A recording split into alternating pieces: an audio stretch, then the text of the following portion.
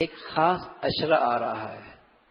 جو اللہ کی اطاعت اور عبادت کا خاص موسم ہے، عشرہ ذی الحجہ، جو اللہ کی عبادت اور اطاعت کا خاص موسم ہے۔ بس اوقات اللہ رب العزت اپنے بندوں کو نوازنے کے بہانے ڈھونڈتے ہیں کہ تھوڑے وقت میں زیادہ پالیں، تھوڑے وقت میں زیادہ پالیں۔ تو یہ عشرہ ذی الحجہ جو یکم ذی الحجہ سے شروع ہوتا ہے اور 10 ذی الحجہ تک رہتا ہے، یہ عبادت اور اطاعت کا ایک خاص موسم ہے۔ رسول اللہ صلی اللہ علیہ وسلم فرمایا کرتے تھے کہ ان دنوں کے اندر عبادت افضل ترین عبادت ہے، اور فرمایا ایک دن کا روزہ ایسا ہے جیسے سال بھر کا روزے رکھے، اور اس کی ایک رات کی عبادت اجر و ثواب کے لحاظ سے ایسا ہے جیسے کہ لیلۃ القدر کی عبادت ہے۔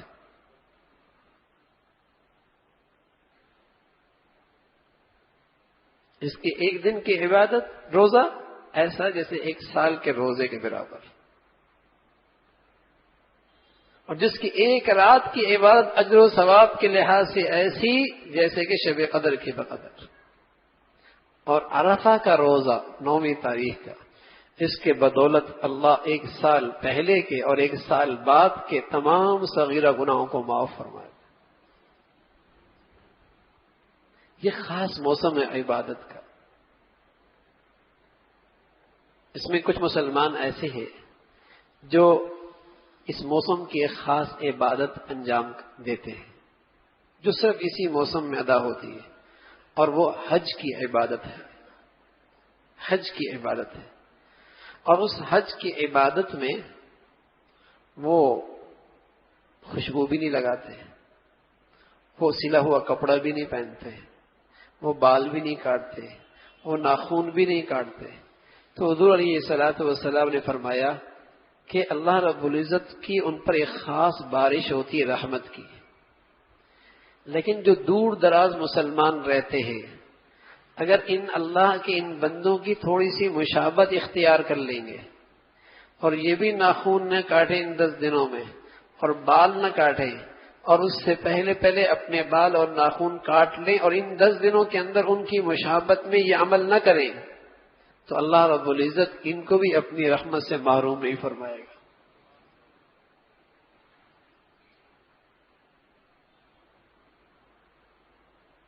کہ پہلے سے اہتمام کر لیا، بال کٹوا لیے، ناخن کٹوا لیے، تو وہ جو اللہ کے دربار میں حاضر ہونے والے مسلمان ہیں ان سے تھوڑی سی مشابہت اختیار ہو گئی،